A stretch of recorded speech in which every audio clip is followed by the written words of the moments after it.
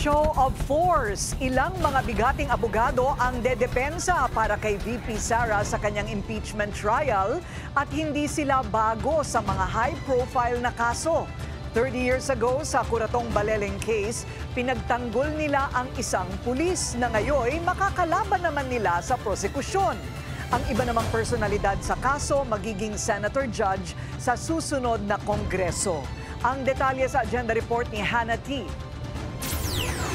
Magkahalong bagets at veterano ang 16-man defense panel ni Vice President Sara Duterte para sa impeachment trial niya. Sa unang tingin, parang bagong lineup, pero may familiar faces din. Nandyan si Philip Siegfried Fortun, veteranong litigator na kilala sa malalaking kaso.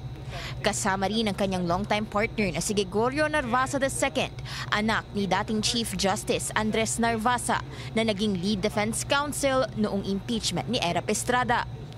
Hindi lang sila, kabilang din ang ilang bigatin sa litigation gaya ni Sheila Sison na matagal nang lumalaban sa Sandigang Bayan at criminal cases.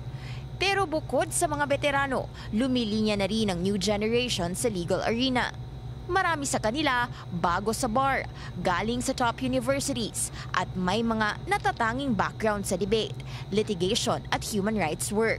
Kasama rito sina Maria Celina Golda Fortun, Carlo Joaquin Narvasa, Miguel Fernandez na dati ring band member ng Lola Amor at Justin Gular na multiple-time debate champion. Siyempre, nandyan din ang malalapit kay VP Sara, kagaya ni Michael Poa na dating Chief of Staff niya sa DepEd at si Reynold Monsayak, dating OVP spokesperson at class valedictorian ng law school nila ni VP sa San Beda. Ang 16 na abogado nagsumite ng entry of appearance na ad cotelem kahapon sa Senate Secretary.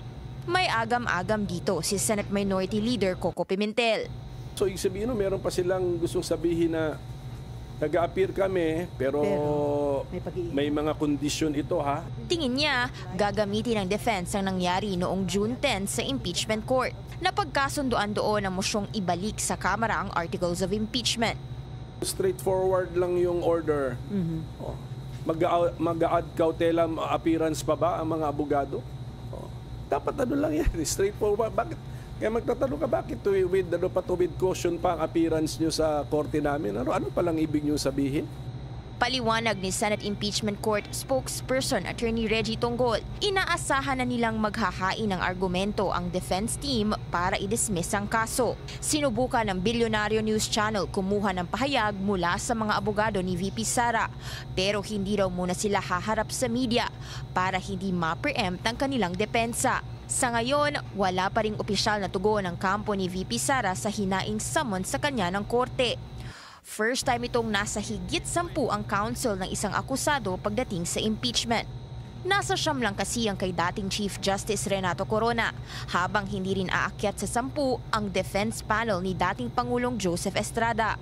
Walang procedural restriction sa kung ilan bang dapat na defense lawyers sa impeachment court. Ang mas interesting, ang mga nagkaharap noon maghaharap ulit ngayon pero sa impeachment. Taong 1995, 30 years ago, nagkasangga ang ilang familiar faces sa kasong Curatong Baleleng. Magkasangga noon sina Kiko Pangilinan, Chel Jokno at Theodore Te sa prosecution, habang dinedepensahan ng Fortun Narvasa Salazar at Lolong Lazaro ang PNP officials na kinabilangan nina Romeo Acop at Ping Lacson. Fast forward to 2025, prosecutor na si Acop, magiging senator judges sina Lacson at Pangilinan, at prosecution pa rin si Jokno, pero sa impeachment na. At ang Fortun Narvasa at Lazaro, nasa depensa pa rin. Si Sig Fortun, brother-in-law rin ng mga Remulla. Patunay na sa paglipas ng panahon, ang mga dating naghaharap sa hukuman muling nagkakasalubong sa mga maiinit na laban ng politika at batas sa Pinas. Para sa agenda, Hannah T. Bilyonaryo News Channel.